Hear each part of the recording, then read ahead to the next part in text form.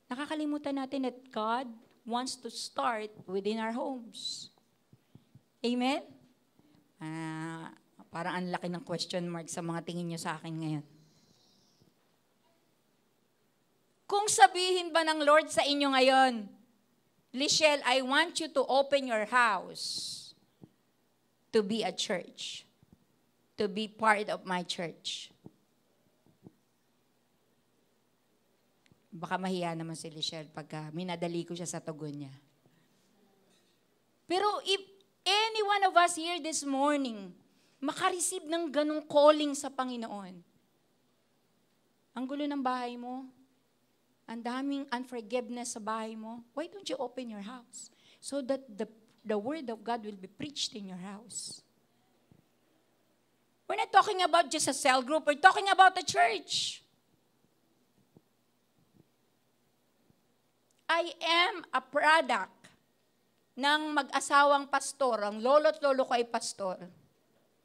They have planted so many house churches in Ilocos region. In Tarlac, Pangasinan, Baguio. Hindi ko yun alam. I wasn't aware of it until nung nakaburol sila, namatay na sila. Doon ko nakita yung maraming mga sinira ng lolo't lolo ko. Nung libing nila, grabe yung haba ng yung pila ng mga tao, ang daming tao nakipaglibing. And we were asking them, sino po kayo? Saan po kayo galing? Ganyan. Kasi kami yung relatives eh. Hindi ko sila kilala. Ano mo sabi nila? Yung lolo mo ang nag-share ng gospel sa akin. Yung lolo mo, yung lola mo, sila ang dahilan kung bakit nakilala ko si Jesus. Sabi nga sa akin ni Pastora Winnie, ako daw ay remnant of Jacob. Kasi nga yung linya ng mga lolo't lola ko, mga nagpastor at maraming nashiran. Pero alam niya ba, napakarami nilang kaapihang naranasan? Even with their co-pastors. Yung tita ko, na-rape po ng anak ng pastor. Meron po akong pinsan na bunga ng rape. Pag nagpapadala po ang mga foreign missionaries ng supply sa lolo't lola ko, pinifilter po ng mga ibang malalaking mga simbahan, mga malalaking pastor. Kukunin muna nila yung magaganda, ititira sa lolo't lola ko yung mga pinagpilian nila. Kung tutuusin, pwedeng punong-puno yung puso nila ng samaan ng loob as they serve God. Kasi ang kaapihan, hindi naman nila naranasan sa mga unbelievers. Sa mismong mga kapatid sa pananampalataya nila naranasan. Pero nung libing na yon, I was so amazed sa dami ng tao na nabahagian nila ng kaligtasan. I was so amazed. Kahit napakaraming kaapihan. Pakisabi sa katabi mo, ikaw ba hindi ka papayag na maapi ka? Mananapak ka ba pag inapi ka?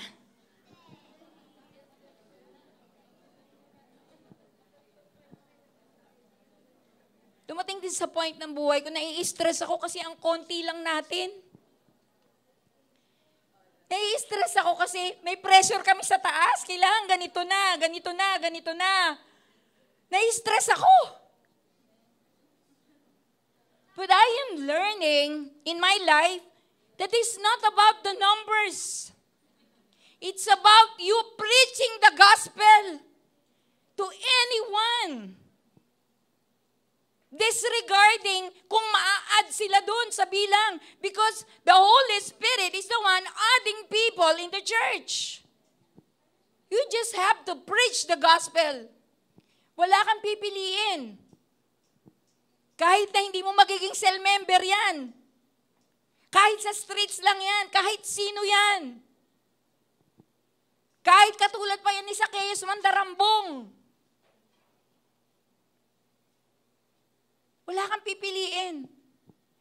And kapag ka sa puso mo, alam mo na niligtas ka ng Lord and you are grateful na niligtas ka ng Panginoon, kung talagang naranasan mo ang kaligtasan ng Lord, hindi po pwede na sarilinin mo to at wala kang gagawin. Kung excited ka sa salvation na binigay sa iyo ng Lord, you would share it to people. You would feel that they will perish kapag hindi mo sila binahagian ng salita ng Lord. Amen? Hinahamon kong bawat isa sa atin. It's not about so much practical considerations before we obey the Lord. Sometimes, we consider yung savings natin, yung kita natin before we serve God. Before we listen to Him, kung saan niya tayo tinatawag. Amen? Medyo passionate lang po ako. Hindi po ako nagagalit, no? Pasensya na po kung yun po yung tanggap nyo. Grabe yung tanggap niya kay Jesus. Hindi niya iniisip yung background niya. This is the right time for me. I need Jesus in my life. Ang ganda ba ng pamilya natin? Masaya ba yung pamilya natin? Marami ba tayong hinihiling sa Lord sa ating pamilya? Minsan nga, yung mga bata, kinakahiya yung magulang nila. Maybe this is the time. Lord, we need you in our house. Lord, we need you in our home. Send someone. Or if you are sending me, Lord, magpapatrain ako sa leader ko. Magpapatrain ako sa pastor ko. For me to preach the gospel correctly. Pakisabi sa katabi mo, alam mo ba kung bakit pinapatagal pa ng Lord ang buhay mo? Hindi ko po kayo tinatakot. Marami sa atin, merong near-death experiences. Niligtas tayo ng Lord, right? Pero, alam mo na ba kung bakit pinatagal ng Lord ang buhay mo? Kasi may mga maraming taong masyesheran mo na dahil sa'yo, magiging maganda ang buhay nila. Tulad ng lolo at lolo ko. Umiiyak pa sila habang nagkukwento. Kung hindi dahil sa kanila, hindi kami makakakilala sa Panginoon. Wow! Pero inapi sila. Because it's not about what we do. It's about fulfilling that call na tayo ay instruments ni Lord for His gospel. How would you receive Jesus in your home? Ang bahay ba natin ay malungkot? Lalo na yung mga namatayan. Malungkot yan. Namatayan. Malungkot. Hindi nagkikita-kita. Iba-iba oras ng trabaho. Minsan gusto magpahinga. Minsan sa loob ng bahay, nag-chat-chat, sa cellphone pa sa isa't isa. Malaki bahay pa ganun, di ba? May mga kwarto eh. Di ba? I think it's about time to shout out, Lord, we need you in our house. Ubus na rin yung diskarte ko, Lord eh. Hindi ko na rin alam gagawin ko. But Lord, we need you, Lord. So si Zacchaeus, he quickly climbed down. Baba siya agad sa sycamore tree. Tapos, tuwan-tuwa siya. In-invite niya si Jesus. Sinamahan niya si Jesus. Pumunta sila sa bahay niya. Pero nung kasama na, baka magkaakbay pa, no? Inakbayan pa ni Jesus si Zacchaeus. Maraming tao yung crowd. Ala, ayan, si Jesus. Nakikidabarkad sa mga ganyan. Pangit naman ng mga kaibigan ni Jesus. Mga masasamang tao. Jesus Christ, on our third point, Jesus Christ is being criticized when He comes at your home because they think He doesn't deserve you. Amen? Kapag binuksan mo yung tahanan mo para sa house church, maraming mamimintas sa'yo. Hindi ko pa alam. Kilala ko yan. We, Bible. We. Gaganon, maraming magkikriticize sa atin. Kasi huhusgahan nila yung pamumuhay natin eh. Pero unti-unti nilang marirealize, kaya tayo nagsimula nun kasi kailangan natin si Jesus sa bahay natin. We're hopeless without Jesus. You're nothing without God. Amen? Kailan pa natin marirealize? Yes, we don't deserve Him. He doesn't deserve us. Hindi tayo karapat-dapat sa Panginoon because He is holy. Pero may Romans 5:8 eh. Sabi sa Romans 5:8, God demonstrates His love towards us that while we were yet sinners, Christ died for us. Habang tayo ay makasalanan, habang tayo ay nagkakasala, namatay si Jesus para sa atin. Ganon ang pag-ibig ng Diyos. No preference ang Lord. He just want to come. He just want to have fellowship with us. Whoever we are. Kahit sino tayo, ano man yung nakaraan natin, sino dito diring-diri ka sa nakaraan mo? I was one of that. But thank you, Lord, for that new life. Tapos i-empower pa niya. Sino naniniwala na God doesn't deserve us? Yes, di ba? Pero He qualifies us. He's the one who qualifies us. His blood, the blood of Jesus qualifies us to have fellowship with God who is so holy and powerful. Thank you, Jesus. Thank you, Jesus. Let us all go back to that experience. Lord, I receive you in my life. Itutur ko po kayo uli, baka nakakalimot po tayo. Una, lahat ay nagkasala at hindi nakaabot sa pamantayan ng Diyos. Romans 3:23. Lahat, tayong lahat ay nagkasala at kahit anong gawin ng tao, religion, philosophy, good works, charitable works, lahat ng yon hindi nakaabot sa pamantayan ng Diyos. Paano na? May mas grabe pang verse. Romans 6:23. For the wages of sin is death. So isang kasalanan lang. Kamatayan na ang kapalit. Paano na? Ano nang pag-asa? Pero din dun sa verse na yon, ang sabi, but the gift of God is eternal life through Christ Jesus our Lord. While we were yet sinners, Christ died for us. Amen? Habang tayo'y nagkakasala, may namatay para sa atin so that yung death na binabanggit sa Romans 6:23, that is separation from God. Hindi talaga yung literal na kamatayan, kundi yung disconnection natin sa Panginoon because of sin. Nagkaroon ng pag-asang ma-reconnect. Nagkaroon tayo ng pag-asa through Jesus Christ na muli nating makausap ang Diyos.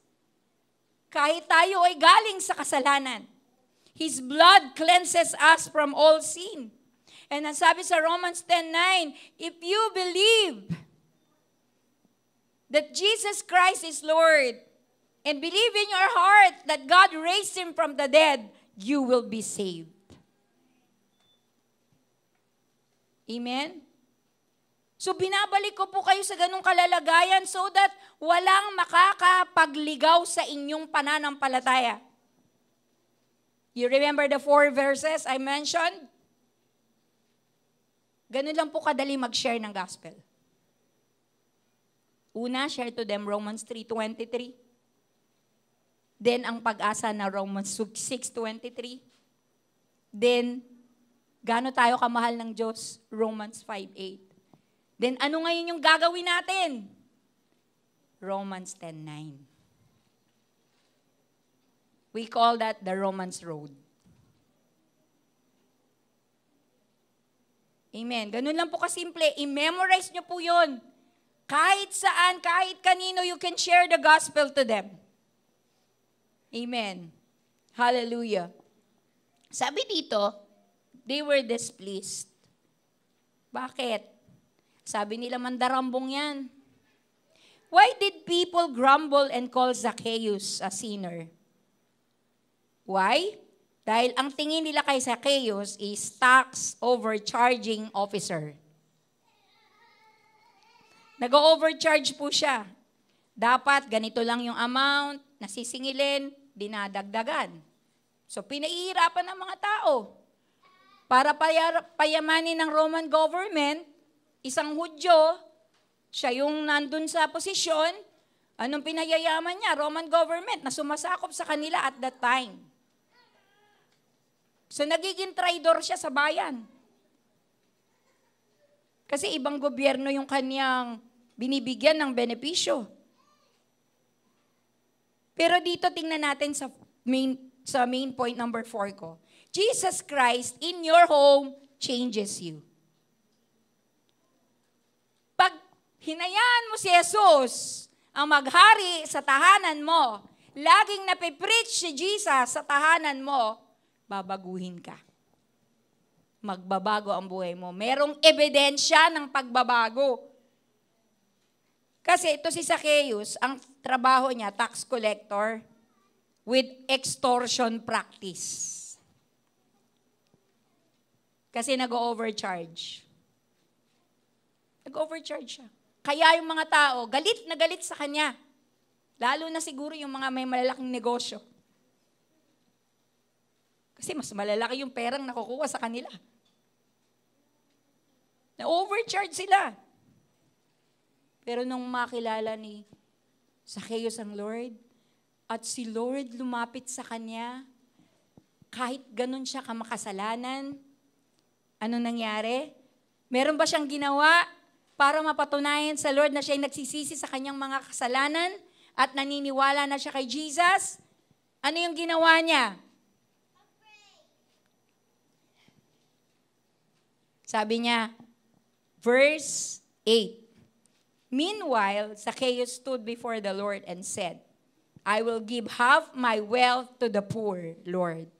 And if I have cheated people on their taxes, I will give them back 4 times as much. So nakita niya yung kasalanan niya, nandaya siya.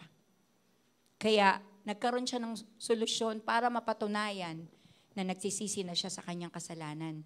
4 times daw na ibabalik niya yung mga naloko niya. Pati daw yung mga mahihirap, bibigyan niya, kalahati ng kanyang kayamanan ay ibibigay niya sa mga mahihirap. May changes, may ebidensya. Pakikalabit yung katabi mo. Tingin mo may ebidensya na ba ng pagbabago sa'yo? Maaring oo, amen? Kasi umaten ka na ng cell group. Nagsisimba ka na. Diba? Nagsisimba ka na. Umaten ka ng cell group. Nakikinig ka kay pastor. Sumusunod ka ng mga utos ng mga leaders. May mga spiritual na mga activities, nagjo-join ka. Maaari nga, no? May nangyayari na. Pero, sisimulan ng Lord ang pagbabago sa kung saan dating mali ka. Doon ka niya babaguhin. Nakatuon siya doon sa mali at sa hindi ayos sa buhay natin. At yun yung babaguhin ng Panginoon. Sa mga mag-asawa, nananalangin pa ba tayo pagkagising natin sa umagang magkasama? Nagpapasalamat sa Panginoon dahil nagising pa tayo.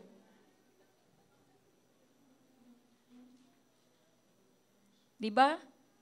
Mga mag-asawa, blessed na blessed ka pa rin ba sa asawa mo? Gapong-gapo ka pa rin ba dyan? Gandang-ganda ka pa rin ba dyan? Sabi ni pastora, sabi ng mga iba, Pwede yun eh. Pero yung sabihin mo na, tuwan-tuwa ka pa rin sa ugali niya, parang hindi na masabi eh. Tuwan-tuwa ka pa rin ba sa ugali niya? Next question, please. Parang ganon. You know what? Sino dito yung hopeless ka na sa asawa mo, sa pamilya mo? Parang, sabi ko, Lord, parang mahirap pagka hopeless tayo, no? Kasi mamaya, mag-pray na tayo, kunin mo na lang siya, Lord. Mahirap yun. Ako, wag yun, ha? Wag. Kasi hopeless na ako sa kanya, Lord, eh. Kasi nga, hindi si Jesus ang Lord ng bahay mo. Ng pamilya mo. Tataka siguro kayo sa akin, no? Kasi parang bago na to, eh. Pero alam niyo ba na ang tahanan niyo pwedeng maging house church? Huwag kayong mag-alala kasi may training naman tayong ginagawa. Tinitrain ko na nga kayo. May 4 verses na ako shinare sa inyo. Ganun lang. Simple. Diba? At tsaka, hindi ka naman mag-share nang di ka naghahanda sa prayer eh.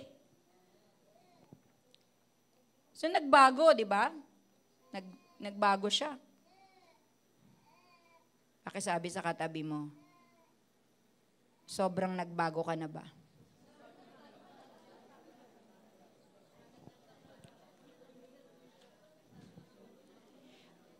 Jesus Christ is not just the Lord of convenience. Yung pag-would feel lang, kaya may cell group, kaya may small group, para kahit paano naman maibsan yung bigat ng iyong nararanasan. God doesn't want you to stay that way. He wants to bless you more and more, change you, change your family. Gather your family together in worshiping God. Naalala ko yung isang nag-share sa akin nung nakaraang Sunday, Pastora, ang prayer ko talaga makasama ko yung asawa ko habang sumasamba sa Lord. At pinaranas sa kanya ng Panginoon, tuwan-tuwa siya. But you know what? God wants to bless you not just one time, but every time.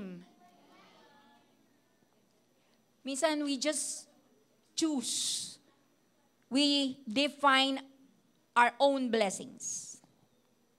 Nakakalimutan natin na lahat ng nangyayari sa buhay natin ay dapat nating pasalamatan. Yes, anak. Dapat nating pasalamatan. Dapat nating i-appreciate yung ginagawa ng Lord sa atin. Meron pa ba tayong mga hirap baguhin sa buhay natin? Pastora, hirap na ako. Talaga, hirap akong alisin yung yosi. Hirap akong itama yung marriage namin. Hirap akong itama or ayusin yung relationship namin. Di kami magpakasal. Hirap na hirap ako, Pastora eh. Di ko alam paano ako magsisimula, paanong gagawin ko. Invite Jesus in your house. Kahit pa yung asawa mo magtago sa kwarto kung saan-saan yan magtago, kapag ibinandera mo ang Lordship ni Jesus sa bahay mo, mahahagip yan.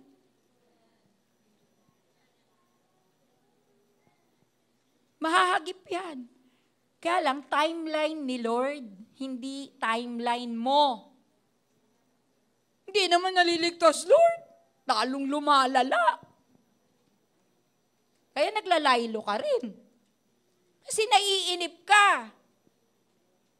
Sabi ni Karen kanina, wait on the Lord. Huwag ka mainip kasi habang tumatagal, yung inaasahan mong maganap, inaayos at pinatatatag ka ng Panginoon. Ikaw pala yung inaayos ni Lord. Amen? Ikaw yung inaayos ng Panginoon. Para kayanin mo na siya ay mahalin, patawarin, at unawain. Yung mga kasama natin sa tahanan. At ang sabi ng Panginoong Yesus, salvation has come to this home today For this man has shown himself to be a true son of Abraham. For the Son of Man came to seek and save who are lost, those who are lost. Alam mo yung mga tao sa church, kaya minsan, nag-aaway-away yan.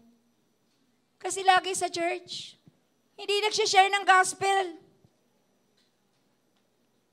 Tapos sasabihin, pinapersecute ako ng nanay ko, hindi ako pinapayagan. Kasi nga, hindi naman niya alam kung anong pinagagagawa mo.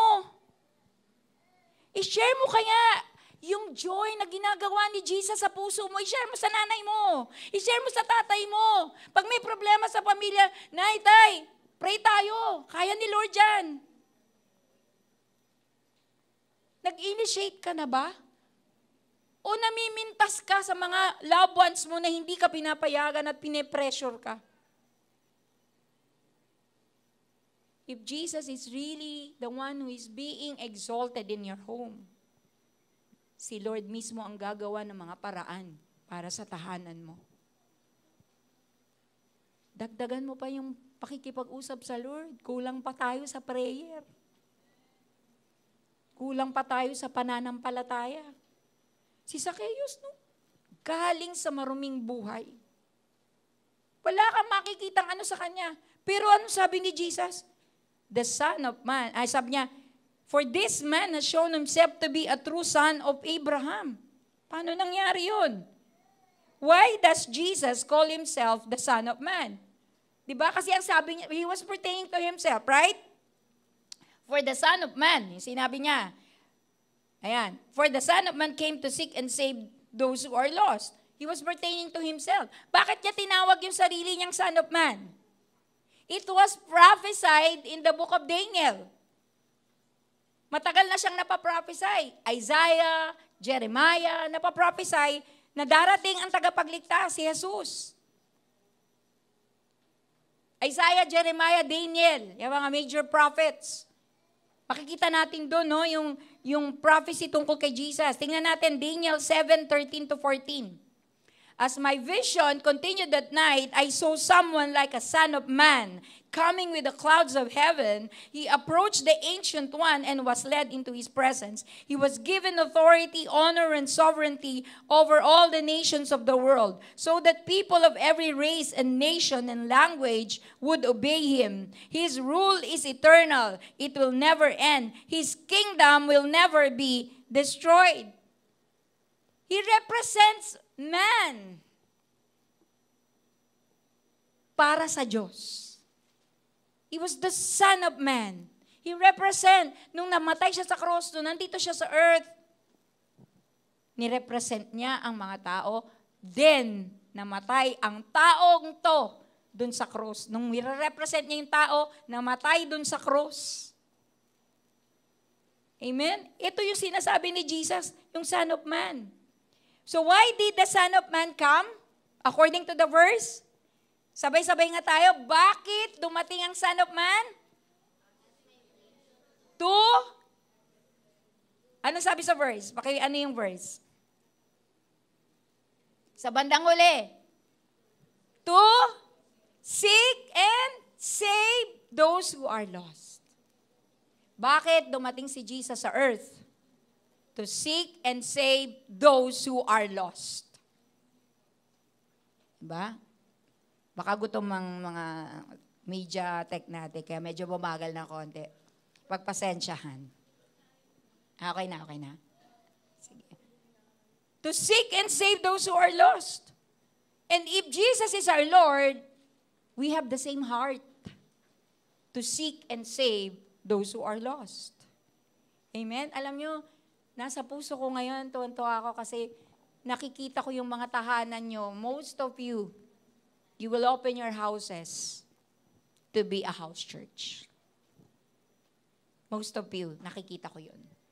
And I am really praying to God na mag-respond tayo dito. Na mag-on fire tayo dito. Amen? Huwag kayong mag-alala. Hindi naman required magpamerienda kayo. Hindi required. Ang mahalaga, ma-preach si Jesus sa bahay nyo. Hindi mo masabi sa mga loved ones mo, masasabi ng preacher na nakatalaga dun sa bahay mo. Kasi ikaw medyo nahihiya ka kasi mga kamag-anak mo yan, pipintasan ka yan. Amen? Pero pag may isinugo si Lord, magpipreach doon sa tahanan nyo, di ba? Yan, thank you Lord, thank you Lord. Di ba? Lahat ng gusto mo sabihin, nasasabi. Nung preacher. Hallelujah. Sabi dito, why does Jesus, nasa na ba ako? Yan. Tapos may sinabi pa, He is also a son of Abraham. Bakit binanggit yun? Anong connect? Diba? Naligtas ang taong to ngayon, at siya ay anak din ni Abraham. What's the connection? Bakit binanggit pa yung pangalan ni Abraham? Genesis 15:6. Nung tinawag ng Lord si Abraham, sabi, ang iyong descendants, ang iyong lahi ay magiging kasing dami ng mga bituin sa langit at buhangin sa dalampasigan. So, ganun kadami magiging descendants daw ni Abraham.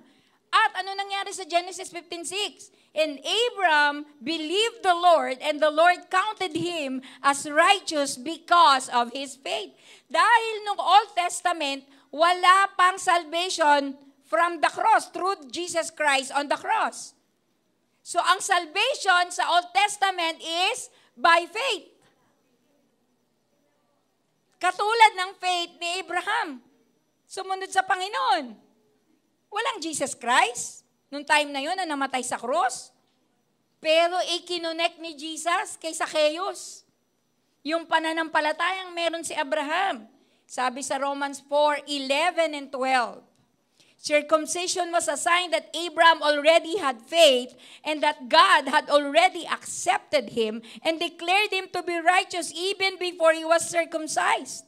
So Abraham is the spiritual father of those who have faith but have not been circumcised. They are counted as righteous because of their faith. This was referring to the Gentiles, yung mga hindi Hudyo. Na sila, nung naniwala sila kay Jesus Christ, by faith, sila rin ay naligtas, katulad ng kaligtasang natamo ni Abraham. Sabi sa katabi mo, si Papa Abraham. Sabi mo, connect. Yes. Kinonect tayo dun sa example ni Abraham ng pananampalataya. Grabe, di ba? At sabi, they are counted as righteous because of their faith, and Abraham is also the spiritual father of those who have been circumcised, but only if they have the same kind of faith Abraham had before he was circumcised. Yung dapat level ng faith, pag yung kasing level ng faith daw during the Old Testament, yun daw yung tamang pananampalataya at acceptable. Amen? Yun yung acceptable. At sabi dito sa Acts 16:31-34, this is my testimony. This is my testimony. I am always sharing this testimony to everyone na nakakausap ko. Kasi ang tatay ko, Iglesia ni Cristo po. Handog po sa Iglesia ni Cristo. Bata pa, buong clan ay Iglesia ni Cristo. Buong clan. Tapos na-born again po ako at the age of 15. Kaso, medyo hindi ako kontento dun sa naglilid sa akin. Dami kong tanong, di masagot. So, medyo hindi ako nagabayan ng maayos. Kaya sabi sa katabi mo, nagabayan ka ba ng maayos? Kailangan natin ng someone, ng mentor. Kailangan natin ng someone who would disciple us, who would guide us. Nawalan ako ng magdi-disciple sa akin noong time na, kaya napariwara ako. Tapos nakabalik ako, at the age of 17, yung tita ko na tomboy, nagtuturo pala ng choir sa Holy Spirit Christian Fellowship. Christian Fellowship pa nung araw, sa Pasay. In-invite ako, nagulat ako, nagpapalda na eh. Sabi ko ba, okay to parang may bago Tapos in-invite niya ako sa Pasay, Pampateros to Pasay, layo. Yan, lapit lang nung dati kong church. Yung dati kong na pinupuntahan. So, dinala niya ako sa Pasay. Dating sa Pasay, nakita ko, nagtuturo siya ng choir. Iyak ako ng iyak. Sabi ko, Panginoon, ikaw na to, tinatawag mo na ako pabalik. At tapos, nung nagkaroon ng Friday night service, si Bishop Ben, that was the night that I commit my life to the Lord, recommit my life to the Lord. Sabi ko, Lord, if this is the place na kung saan mo ako gagamitin fully, wag mo akong alisin dito. Wag mong hayaang mawala ako dito hanggat hindi ikaw yung nag-aalis sa akin dito. Sabi mo sa katabi mo, ganun ba ang commitment mo? Do you appreciate your house church, your home church? Do you appreciate it? Alam mo, kaya lang hindi natin na-appreciate kasi hindi natin alam yung position natin eh. Hindi tayo spotter. Pero if we allow God na ibigay sa atin yung right spot, kung paano ako magsisilbi sa kaharian ng Diyos, mag-start tayo by preaching the gospel. Sa kahit kanino. Hindi mo kailangan maging pastor para i-preach yung 4 na verses na shinare ko. Diba, ang bilis lang? Na-share ko na sa inyo paano maligtas ang tao. Napaka-simple lang. Ang importante yung puso mo na nagliliyab, sabi ng kanta natin.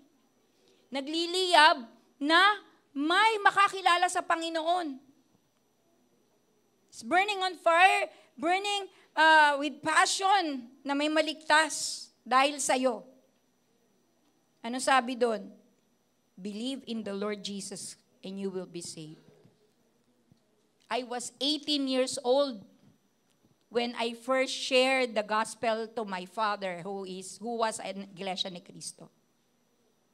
Pinagtutulong-tulungan nila ako, yung pamilya nila. Mga pinsan ko, mga tita ko, tito ko, mga diakono, diakonesa sa kapilya. Pinagtutulong-tulungan nila ako. But I never felt that I am defeated. Because my Jesus, my Savior, is a victor king. He's victorious. Alam nyo ba kung kailan naligtas ang tatay ko, kung kailan na born again? 18 ako nung sineran ko siya. 18 years old na si Attorney Dean nung tumanggap siya sa Panginoon. Naniwala pa rin ba ako yung mula nung nag-19 ako hanggang nung nag-17 si Dean?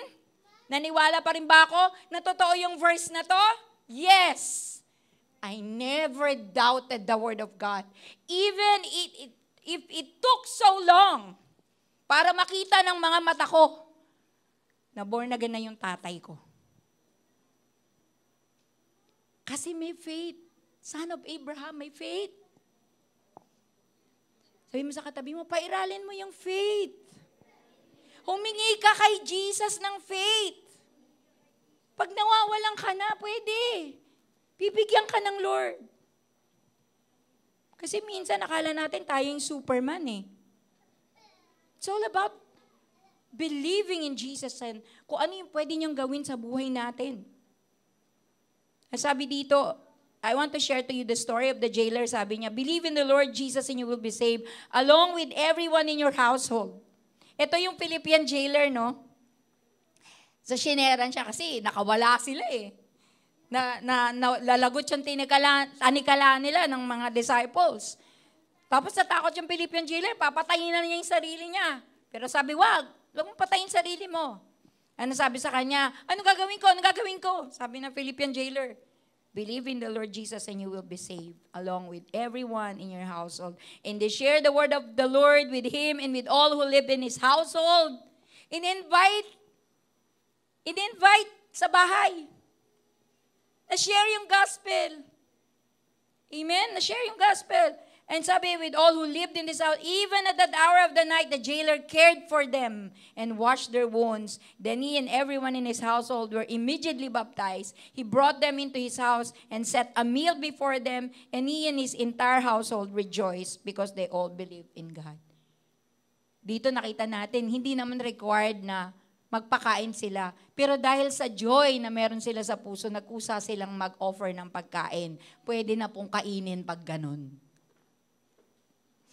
Amen? Pwede na po. Kasi nga galing sa kanilang kagalakan ng puso. So I want to end with this. Jesus wants to save people in homes. Pakisabi sa katabi mo, through you. Whoever you are. Whoever you were. And whoever you will be. Paliwanagan nyo lang ng maigi kasi sabi, wag daw pipigilan ng mga bata na lumapit kay Jesus. At sa kanyang salita. Hindi naman ako si Jesus. Okay. Sa salita ni Jesus. Amen? We are not annoyed by children. Kami ni Paz, hindi po kami naiirita sa mga bata. Kasi someday, they will be adults. Kailangan nating i-push sa kanila ang salita ng Lord. Patawarin sila sa kanilang mga kakulitan. Huwag ma-stress.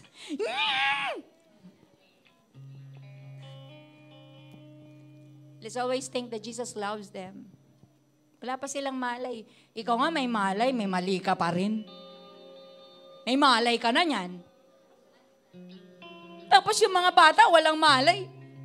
Kung makagalit ka, wagas. Diba? Yung may malay na, pinipili pa rin ang mali. Can we all stand?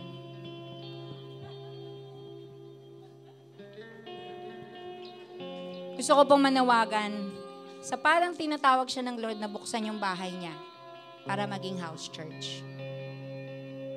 Pag ganun po, dito kayo sa side na to. Pwede po tayong mag-adjust, no? Dito kayo sa side na to. Ano ba to? Kaliwa ko. Sa kaliwa ko. Dito po yung mga feeling mo, kinakausap ka ng Lord. It's so heavy in your heart that kailangan mong buksan yung bahay mo for the gospel. House church. Dito naman po, parang hindi ko pa nakikita na yung bahay ko ay bubuksan ko. Pero I want to be a part.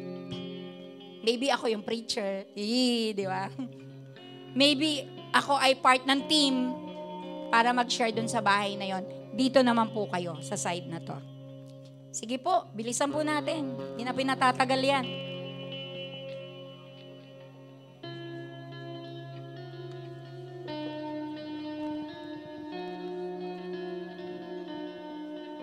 Pag yung bahay nyo yung bubuksan, dito. Pag gusto nyo maging part ng team or preacher, dito kayo. Yung iba, di maka-decide.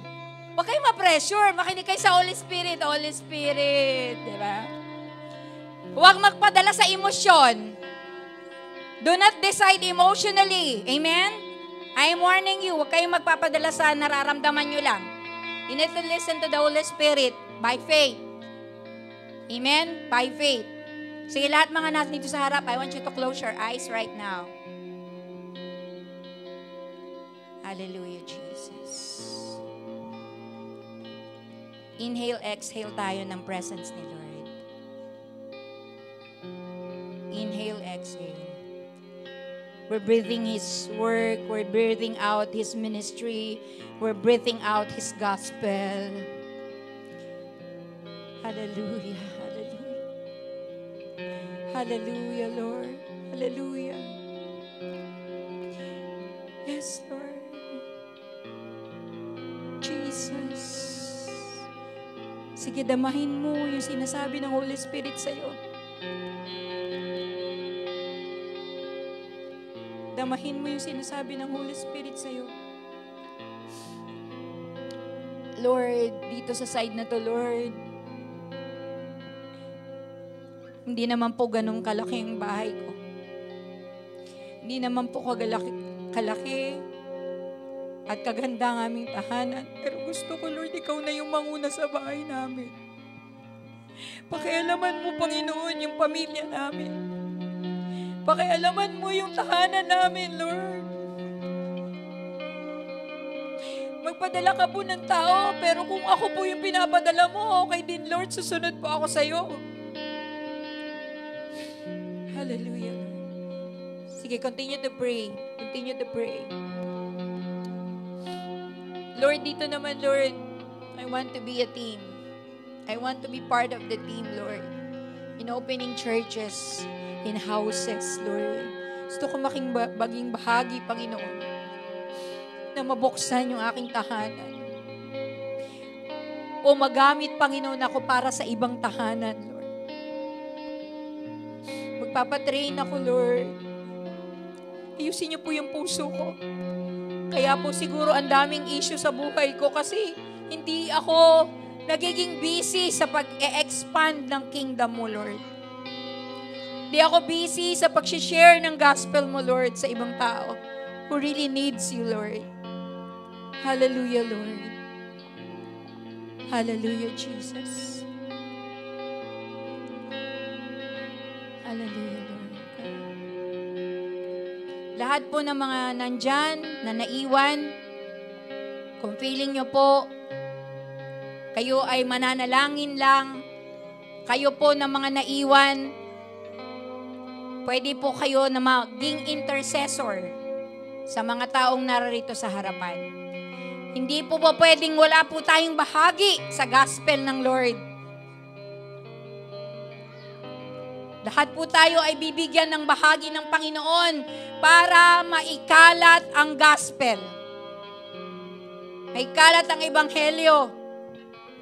Sabi kasi, pag lahat ng corners ng mundo na ipangaral ang kanyang ebanghelyo, darating na si Lord. Kaya ngayon, we give our time, we give everything that we have to share the gospel. Before Jesus comes, makakapag-present tayo sa Lord. Lord, ito po, Lord. Ito po yung mga tao, Lord. Pinipresent ko sa iyo yung mga nasyaran ko, Lord.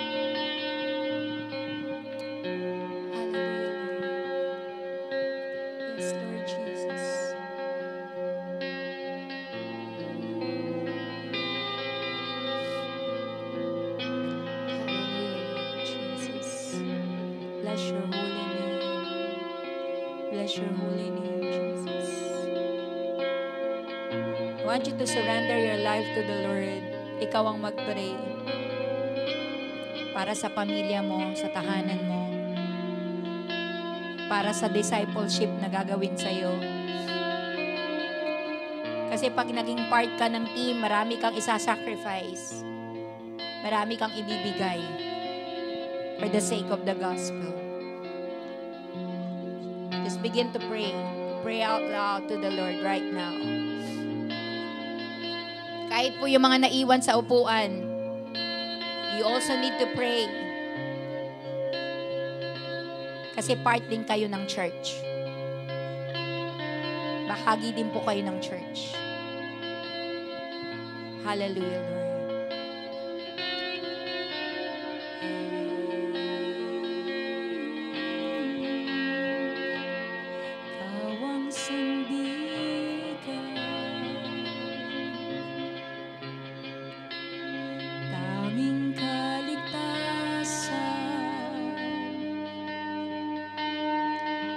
Walang ibang pangalan maliban sa'yo, Jesus.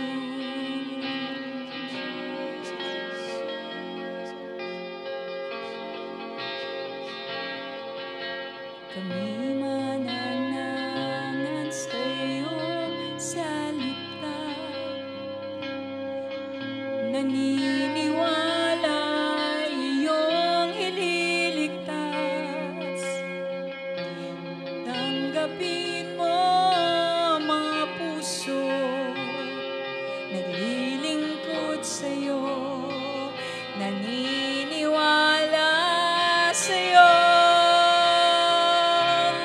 Ayan natin umawit ang puso natin sa oras na ito. Just let your heart sing out. for the sake of the gospel and evangelism. Yung kalsada nyo, lagi may nagiinuman, baka kinakausap ka na ng Panginoon. Mag-share ng gospel sa kalsada nyo. Sa mga barkada mo. Sa mga kapitbahay mo. May nabalitaan ka. May tinding pinagdaanan yung mga kapitbahay mo. Pwede mong puntahan. Ipanalangin. Let's spread the Lordship of Jesus Christ. Let's raise the banner of our Lord Jesus Christ in every home. Hallelujah, Lord. Hallelujah, Jesus. Can I request everyone to just kneel here in front, yung mga nandito sa harapan. I want you to offer your life to the Lord right now. Lord, I offer my life to you. Everything I've been through, use it for your glory. Lord, I offer my days to you, lifting my praise to you as a pleasing sacrifice.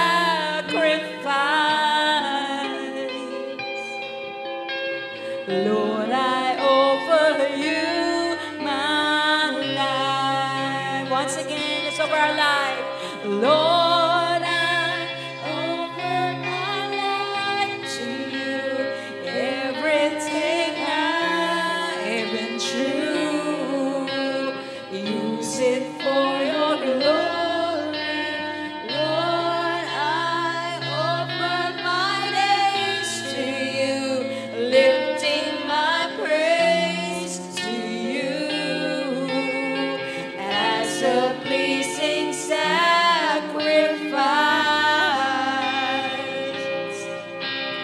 Lord, I offer you my life. All that I am, all that I am, I lay them down before you, oh Lord. All of my hopes and all my claims, the joy and the pain, I'm making them yours. Everybody, let's offer a life. Lord, I offer my life to you. Everything I've been through, use it for your glory. Lord, I offer my days to you, lifting my praise to you as a pleasing sacrifice.